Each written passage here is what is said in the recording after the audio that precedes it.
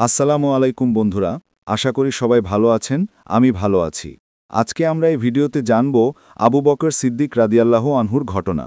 আব্দুল্লাহ নাম, সিদ্দিক ও আতিক উপাধি, ডাক নাম বা কুনিয়াত আবু বকর। পিতার নাম উসমান, কুনিয়াত আবু কুহাফা। মাতার নাম সালমা এবং কুনিয়াত উম্মুল খায়ের। কুরাইশ বংশের উপর দিকে ষষ্ঠ পুরুষ মুররাতে গিয়ে রাসূলুল্লাহ সাল্লাল্লাহু আলাইহি ওয়াসাল্লামের নসবের সাথে তার নসব মিলিত হয়েছে।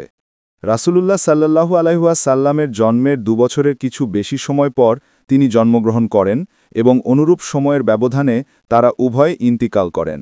তাই মৃত্যুকালে তার বয়স হয়েছিল রাসূলুল্লাহ সাল্লাল্লাহু আলাইহি ওয়াসাল্লামের বয়সের সমান। তিনি ছিলেন উজ্জ্বল গৌরবর্ণ, পাতলা ছিপছিপে ও প্রশস্ত ললাটু বিশিষ্ট। শেষ বয়সে চুল সাদা হয়ে গিয়েছিল। মেহেন্দির খিজাব লাগাতেন। অত্যন্ত দয়ালু ও সহনশীল ছিলেন।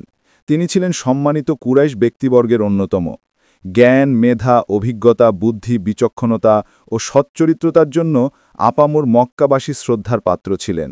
জাহিলি যুগে মক্কাবাসীদের দিয়াত বা রক্তের ক্ষতিপূরণের সমুদায় অর্থ তার কাছে জমা হতো। আরববাসীর নসব বা বংশসংক্রান্ত জ্ঞানে তিনি ছিলেন সর্বশ্রেষ্ঠ বিশেষজ্ঞ। কাব্য প্রতিভাও ছিল। অত্যন্ত বিশুদ্ধ ও প্রাঞ্জলভাষী ছিলেন। বক্তৃতা ও বাগ্মিতার খোদা প্রদত্ত যোগ্যতার অধিকারী ছিলেন। তিনি ছিলেন তার গোত্রের অত্যন্ত জনপ্রিয়, বন্ধুবৎসল ও অমায়িক ব্যক্তি। তিনি ছিলেন ব্যবসায়ী, দানশীল ও চরিত্রবান। জাহিলি যুগেও কখনো শরাব পান করেননি। তার অমায়িক মেলামেশা, পাণ্ডিত্য ও ব্যবসায়িক দক্ষতার কারণে অনেকেই তার সাথে বন্ধুত্ব ও সখ্যতা স্থাপন করত। তার বাড়িতে প্রতিদিন মক্কার বিশিষ্ট ব্যক্তিদের নিয়মিত বৈঠক বসত। হজরত আবু বকরের পিতা আবু কুহাফা কুরাইশদের মধ্যে যথেষ্ট মর্যাদাবান ব্যক্তি ছিলেন। তিনি ছিলেন বয়োবৃদ্ধ ও সচ্ছল। তার গৃহ কেবল ব্যবসা বাণিজ্যের জন্যই প্রসিদ্ধ ছিল না, সামাজিক কর্মকাণ্ডেও তার মতামত অত্যন্ত শ্রদ্ধার সাথে গ্রহণ করা হতো। মক্কা বিজয় পর্যন্ত ইসলামের প্রতি তিনি আকৃষ্ট না হলেও পুত্র আবু বকরকে ইসলাম থেকে ফিরিয়ে রাখার চেষ্টা করেছেন, এমন কোনো প্রমাণ ইতিহাসে পাওয়া যায় না। অবশ্য হজরত আলী রাদিয়াল্লাহু আনহুকে তিনি দেখলে মাঝে মধ্যে বলতেন, এই ছোকরারাই আমার ছেলেটিকে বিগড়ে দিয়েছে। মক্কা বিজয়ের দিন রাসূলুল্লাহ সাল্লাল্লাহু আলাইহি ওয়াসাল্লামের খিদমতে হাজির হয়ে ইসলামের ঘোষণা দেন। হিজরি 14 সনে প্রায় 100 বছর বয়সে ইন্তিকাল করেন। শেষ বয়সে দৃষ্টিশক্তি হারিয়ে ফেলেছিলেন। হজরত আবু বকরের মা উম্মুল খায়ের স্বামীর বহু পূর্বে মক্কায় ইসলামের প্রথম পর্যায়ে ইসলাম গ্রহণ করেছিলেন। মক্কার দারুল আরকামে ইসলাম গ্রহণকারীদের মধ্যে তিনি অন্যতম। স্বামীর মতো তিনিও দীর্ঘজীবন লাভ করেন। প্রায় 90 বছর বয়সে ছেলেকে খিলাফতের পদে অধিষ্ঠিত রেখে ইহলোক ত্যাগ করেন। আবু বকর ছিলেন পিতার একমাত্র পুত্র সন্তান। অত্যন্ত আদর যত্ন ও বিলাসিতার মধ্যে পালিত হন। শৈশব থেকে যৌবনের সূচনা পর্যন্ত পিতার উপর নির্ভরশীল ছিলেন। 20 বছর বয়সে পিতার ব্যবসা বাণিজ্যের দায়িত্ব নিজ কাঁধে তুলে নেন। শৈশব থেকে রাসূলুল্লাহ সাল্লাল্লাহু আলাইহি ওয়াসাল্লামের সঙ্গে আবু বকরের বন্ধুত্ব ছিল। তিনি রাসূলুল্লাহ সাল্লাল্লাহু আলাইহি ওয়াসাল্লামের অধিকাংশ বাণিজ্য সফরের সঙ্গী ছিলেন।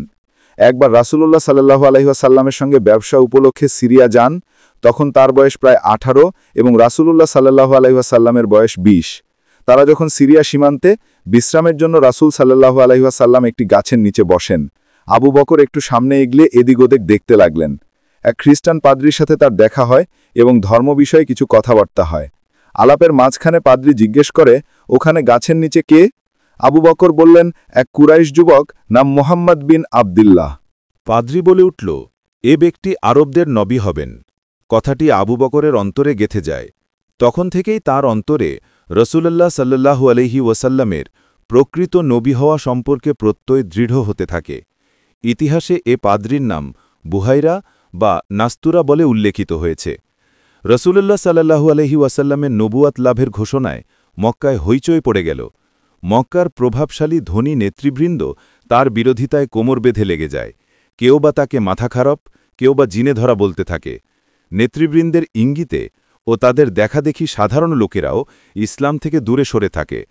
কুরাইশদের ধনবান ও সম্মানী ব্যক্তিদের মধ্যে একমাত্র আবু বকর রাসূলুল্লাহ সাল্লাল্লাহু আলাইহি ওয়াসাল্লামকে সঙ্গ দেন, তাকে সাহস দেন এবং বিনা দ্বিধায় তার নবুয়তের প্রতি ঈমান আনেন। এই প্রসঙ্গে রাসূল সাল্লাল্লাহু আলাইহি ওয়াসাল্লাম বলেছেন, আমি যাকেই ইসলামের দাওয়াত দিয়েছি, একমাত্র আবু বকর ছাড়া প্রত্যেকের মধ্যে কিছু না কিছু দ্বিধার ভাব লক্ষ্য করেছি। এভাবে আবু বকর হলেন বয়স্ক আজাদ লোকদের মধ্যে প্রথম মুসলমান হবার পর ইসলামের ভিত্তি সুদৃঢ় করার লক্ষ্যে তিনি রাসূলুল্লাহ সাল্লাল্লাহু আলাইহি ওয়াসাল্লামের সাথে দাওয়াতি কাজে আত্মনিয়োগ করেন। মক্কার আশপাশের গোত্রসমূহে ইসলামের দাওয়াত দিতেন। হজ্জের মৌসুমে বিভিন্ন তাঁবুতে গিয়ে লোকদের দাওয়াত দিতেন। বহিরাগত লোকদের কাছে ইসলামের ও রাসূল সাল্লাল্লাহু আলাইহি ওয়াসাল্লামের পরিচয় তুলে ধরতেন। এভাবে আরববাসী রাসূলুল্লাহ সাল্লাল্লাহু আলাইহি ওয়াসাল্লাম প্রচারিত দ্বীন সম্পর্কে অবহিত হয়ে তার উপর ঈমান আনে। তার ব্যক্তিগত প্রভাব ও চেষ্টায় তৎকালীন কুরাইশ বংশের বিশিষ্ট যুবক উসমান, জুবায়ের, আব্দুর রহমান, সাদ ও তালহার মতো ব্যক্তিরা সহ আরও অনেকেই ইসলাম গ্রহণ করেছিলেন। রাসূলুল্লাহ সাল্লাল্লাহু আলাইহি ওয়াসাল্লাম যখন নবুয়তের প্রকাশ্য ঘোষণা দিলেন, আবু বকরের নিকট তখন 40,000 দিরহাম। ইসলামের জন্য তিনি তার সকল সম্পদ ওয়াকফ করে দেন। কুরাইশদের যেসব দাসদাসী ইসলাম গ্রহণের কারণে নিগৃহীত ও নির্যাতিত হচ্ছিল, এ অর্থ দ্বারা তিনি সেসব দাসদাসী খরিদ করে আজাদ করেন। ১৩ বছর পর যখন রাসূলুল্লাহ সাল্লাল্লাহু আলাইহি ওয়াসাল্লামের সাথে তিনি মদিনায় হিজরাত করেন, তখন তার কাছে এ অর্থের মাত্র ২,৫০০ দিরহাম অবশিষ্ট ছিল। অল্প দিনের মধ্যে অবশিষ্ট দিরহামগুলিও ইসলামের জন্য ব্যয়িত হয়। বেলাল, খাব্বাব, আম্মারের মা সুমাইয়া, সুহাইব, আবু ফুকাইহ প্রমুখ দাসদাসী তারই অর্থের বিনিময়ে দাসত্বের শৃঙ্খল থেকে মুক্তি লাভ করেন। তাই পরবর্তীকালে রাসূল সাল্লাল্লাহু আলাইহি ওয়াসাল্লাম বলেছেন, আমি প্রতিটি মানুষের ইহসান পরিশোধ করেছি, কিন্তু আবু বকরের ইহসানসমূহ এমন যে তা পরিশোধ করতে আমি অক্ষম। তার প্রতিদান আল্লাহ দেবেন। তার অর্থ আমার উপকারে যেমন এসেছে, অন্য কারো অর্থ তেমন আসেনি। রাসূল সাল্লাল্লাহু আলাইহি ওয়াসাল্লামের মুখে মিরাজের কথা শুনে অনেকেই যখন বিশ্বাস অবিশ্বাসের মাঝখানে দোল খাচ্ছিল, তখন তিনি দ্বিধাহীন চিত্তে বিশ্বাস স্থাপন করেছিলেন। হযরত হাসান রাদিয়াল্লাহু আনহু বলেন, মিরাজের কথা শুনে বহু সংখ্যক মুসলমান ইসলাম ত্যাগ করে। লোকেরা আবু বকরের কাছে গিয়ে বলে, আবু বকর, তোমার বন্ধুকে তুমি বিশ্বাস করো? সে বলেছে সে নাকি গত রাতে বাইতুল মাকদাসে গিয়েছে, সেখানে সে নামাজ পড়েছে, অতপর মক্কায় ফিরে এসেছে। আবু বকর বললেন, তোমরা কি তাকে অবিশ্বাস করো? তারা বলল, হ্যাঁ, ওই তো মসজিদে বসে লোকজনকে একথাই বলছে। আবু বকর বললেন, আল্লাহর কসম, তিনি যদি একথা বলে থাকেন তাহলে সত্য কথাই বলেছেন। এতে অবাক হওয়ার কি দেখলে? তিনি তো আমাকে বলে থাকেন তার কাছে আল্লাহর কাছ থেকে ওহী আসে। আকাশ থেকে ওহী আসে মাত্র এক মুহূর্তের মধ্যে। তার সে কথা আমি বিশ্বাস করি। তোমরা যে ঘটনায় বিস্ময় প্রকাশ করছ, এটা তার চেয়েও বিস্ময়কর। তারপর তিনি রাসূলুল্লাহ সাল্লাল্লাহু আলাইহি ওয়াসাল্লামের কাছে গিয়ে হাজির হলেন। তিনি জিজ্ঞেস করলেন, হে আল্লাহর নবী, আপনি কি জনগণকে বলছেন যে আপনি গত রাতে বাইতুল মকদাস ভ্রমণ করেছেন? তিনি বললেন, হ্যাঁ। আবু বকর বললেন, আপনি ঠিকই বলেছেন। আমি সাক্ষ্য দিচ্ছি আপনি নিঃসন্দেহে আল্লাহর রাসূল। রাসূলুল্লাহ সাল্লাল্লাহু আলাইহি ওয়াসাল্লাম বললেন, হে আবু বকর, তুমি সিদ্দিক। এভাবে আবু বকর সিদ্দিক উপাধিতে ভূষিত হন। মক্কায় রাসূলুল্লাহ সাল্লাল্লাহু আলাইহি ওয়াসাল্লামের অভ্যেস ছিল প্রতিদিন সকাল সন্ধ্যায় আবু বকরের বাড়িতে গমন করা। কোনো বিষয়ে পরামর্শের প্রয়োজন হলে তার সাথে পরামর্শ করা। রাসূলুল্লাহ সাল্লাল্লাহু আলাইহি ওয়াসাল্লাম দাওয়াত ও তাবলীগের উদ্দেশ্যে কোথাও গেলে তিনিও সাধারণত সঙ্গে থাকতেন। আবু বকর বললেন, তোমরা কি তাকে অবিশ্বাস করো? তারা বলল, হ্যাঁ, ওই তো মসজিদে বসে লোকজনকে এ কথাই বলছে। আবু বকর বললেন, আল্লাহর কসম, তিনি যদি এ কথা বলে থাকেন তাহলে সত্য কথাই বলেছেন। এতে অবাক হওয়ার কি দেখলে? তিনি তো আমাকে বলে থাকেন তার কাছে আল্লাহর কাছ থেকে ওহী আসে, আকাশ থেকে ওহী আসে মাত্র এক মুহূর্তের মধ্যে। তার সে কথাও আমি বিশ্বাস করি। তোমরা যে ঘটনায় বিস্ময় প্রকাশ করছ, এটা তার চেয়েও বিস্ময়কর। তারপর তিনি রাসূলুল্লাহ সাল্লাল্লাহু আলাইহি ওয়াসাল্লামের কাছে গিয়ে হাজির হলেন। তিনি জিজ্ঞেস করলেন, হে আল্লাহর নবী, আপনি কি জনগণকে বলছেন যে আপনি গতরাতে বাইতুল মকদাস ভ্রমণ করেছেন? তিনি বললেন, হ্যাঁ। আবু বকর বললেন, আপনি ঠিকই বলেছেন। আমি সাক্ষ্য দিচ্ছি আপনি নিঃসন্দেহে আল্লাহর রাসূল। রাসূলুল্লাহ সাল্লাল্লাহু আলাইহি ওয়াসাল্লাম বললেন, হে আবু বকর, তুমি সিদ্দিক। এভাবে আবু বকর সিদ্দিক উপাধিতে ভূষিত হন। মক্কায় রাসূলুল্লাহ সাল্লাল্লাহু আলাইহি ওয়াসাল্লামের অভ্যেস ছিল প্রতিদিন সকাল সন্ধ্যায় আবু বকরের বাড়িতে গমন করা। কোনো বিষয়ে পরামর্শের প্রয়োজন হলে তার সাথে পরামর্শ করা।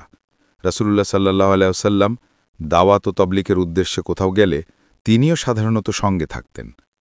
মুসলমানদের ওপর মুশরিকদের অত্যাচার চরম আকার ধারণ করলে একবার তিনি হাবশায় হিজরাত করার ইচ্ছা করেছিলেন, কিন্তু ইবনুদ্দাগনা নামক এক গোত্রপতি তাকে এ সিদ্ধান্ত থেকে বিরত রাখে। সে কুরাইশদের হাত থেকে এ শর্তে নিরাপত্তা দেয় যে আবু বকর প্রকাশ্যে সালাত আদায় করবেন না, কিন্তু দীর্ঘদিন এ শর্ত পালন করা তার পক্ষে অসম্ভব হয়ে দাঁড়ায়। তিনি ইবনুদ্দাগনা নিরাপত্তা ফিরিয়ে দেন এবং অন্যান্য মুসলমান ভাইদের যে অবস্থা হয় সন্তুষ্ট চিত্তে তা গ্রহণের জন্য প্রস্তুত হয়ে যায়। রাসূলুল্লাহ সাল্লাল্লাহু আলাইহি ওয়াসাল্লামের হিজরাতের সেই কঠিন মুহূর্তে আবু বকরের কুরবানি, বুদ্ধিমত্তা, ধৈর্য ও বন্ধুত্বের কথা ইতিহাসে চিরদিন অম্লান হয়ে থাকবে। তার সাহচর্যের কথা তো পবিত্র কোরআনে স্পষ্টভাবে ঘোষিত হয়েছে। ইবন ইসহাক বলেন, আবু বকর রাসূলুল্লাহ সাল্লাল্লাহু আলাইহি ওয়াসাল্লামের কাছে হিজরাতের অনুমতি চাইলে রাসূলুল্লাহ সাল্লাল্লাহু আলাইহি ওয়াসাল্লাম তাকে বলতেন, তুমি তাড়াহুড়ো করো না, আল্লাহ হয়তো তোমাকে একজন সহযাত্রী জুটিয়ে দেবেন। আবু বকর এ কথা শুনে ভাবতেন যে রাসূলুল্লাহ সাল্লাল্লাহু আলাইহি ওয়াসাল্লাম হয়তো নিজের কথাই বলছেন। তাই তিনি তখন থেকেই দুটো উট কিনে অত্যন্ত যত্ন সহকারে পুষতে থাকেন, এই আশায় যে হিজরাতের সময় হয়তো কাজে লাগতে পারে। উম্মুল মুমিনিন হজরত আয়েশা রাদিয়াল্লাহু আনহা বর্ণনা করেন, রাসূলুল্লাহ সাল্লাল্লাহু আলাইহি ওয়াসাল্লাম দিনে অন্তত একবার আবু বকরের বাড়িতে আসতেন। যেদিন হিজরাতের অনুমতি পেলেন সেদিন দুপুরে আমাদের বাড়িতে আসলেন, এমন সময় তিনি কখনো আসতেন না। তাকে দেখামাত্র আবু বকর বলে উঠলেন, নিশ্চয়ই কিছু একটা ঘটেছে। তা না হলে এমন সময় রাসূলুল্লাহ সাল্লাল্লাহু আলাইহি ওয়াসাল্লাম আসতেন না। তিনি বাড়িতে প্রবেশ করলে আবু বকর তার খাটের একধারে সরে বসলেন। আবু বকরের বাড়িতে তখন আমি আর আমার বোন আসমা ছাড়া আর কেউ ছিল না। রাসূলুল্লাহ সাল্লাল্লাহু আলাইহি ওয়াসাল্লাম বললেন, তোমার এখানে অন্য যারা আছে তাদেরকে আমার কাছ থেকে সরিয়ে দাও। আবু বকর বললেন, হে আল্লাহর রাসূল, আমার 2 মেয়ে ছাড়া আর কেউ নেই, আপনার কি হয়েছে? রাসূলুল্লাহ সাল্লাল্লাহু আলাইহি ওয়াসাল্লাম বললেন, আল্লাহ আমাকে হিজরত করার অনুমতি দিয়েছেন। আবু বকর জিজ্ঞেস করলেন, আমিও কি সঙ্গে যেতে পারব? রাসূলুল্লাহ সাল্লাল্লাহু আলাইহি ওয়াসাল্লাম বললেন, হ্যাঁ, যেতে পারবে। আয়েশা বলেন, সে দিনের আগে আমি জানতাম না যে মানুষ আনন্দের আতিশয্যে এত কাঁদতে পারে। আমি আবু বকর রাদিয়াল্লাহু আনহুকে সেদিন কাঁদতে দেখেছি। অতপর আবু বকর রাদিয়াল্লাহু আনহু বললেন, হে আল্লাহর রাসূল, এই দেখুন, আমি এই উটবুটো এই কাদের জন্যই প্রস্তুত করে রেখেছি। তারা আবদুল্লাহ ইবনে উরাইকাতকে পথ দেখিয়ে নেয়ার জন্য ভাড়া করে সাথে নিলেন। সে ছিল মুশরিক, তবে বিশ্বাসভাজন। রাতের আধারে তারা আবু বকরের বাড়ির পেছন দরজা দিয়ে বের হলেন এবং মক্কার নিম্নভূমিতে সাওর পর্বতের একটি গুহায় আশ্রয় নিলেন। হাসান বাসরি রাদিয়াল্লাহু আনহু থেকে ইবনে হিশাম বর্ণনা করেন, তারা রাতে সাওর পর্বতের গুহায় পৌঁছেন।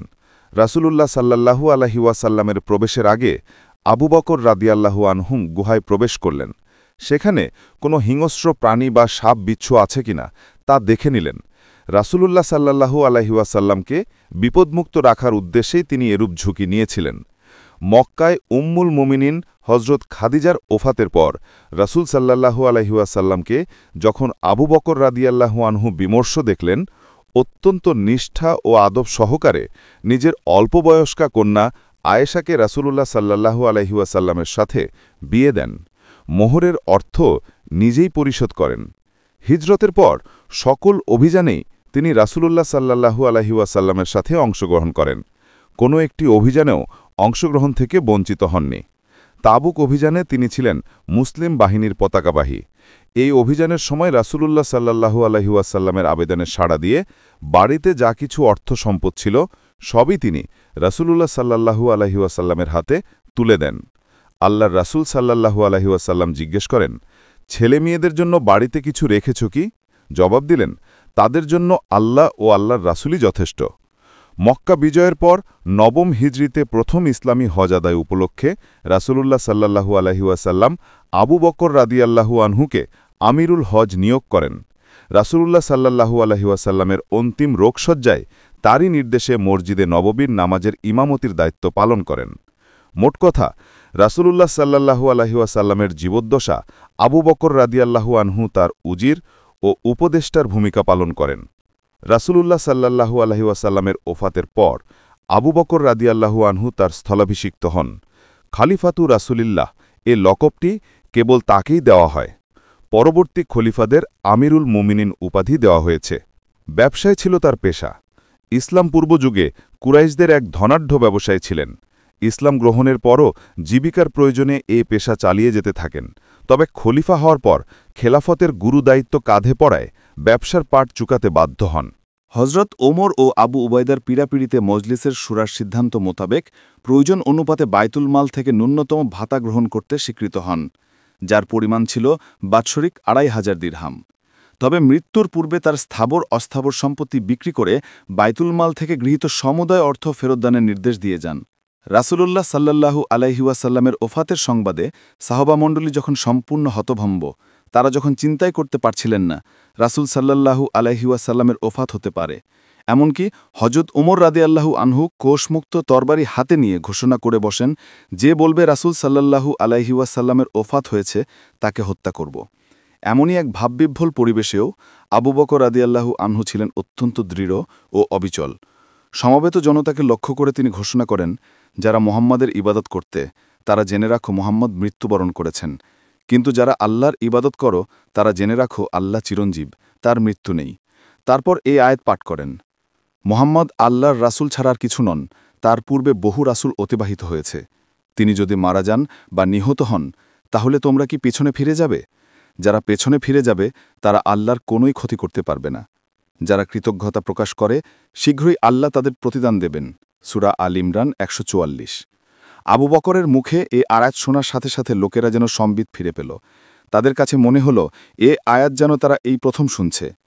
এভাবে রাসূলুল্লাহ সাল্লাল্লাহু আলাইহি ওয়াসাল্লামের ইন্তেকালের সাথে সাথে প্রথম যে মারাত্মক সমস্যাটি দেখা দেয়, আবু বকর রাদিয়াল্লাহু আনহুর দৃঢ় হস্তক্ষেপে তার পরিসমাপ্তি ঘটে।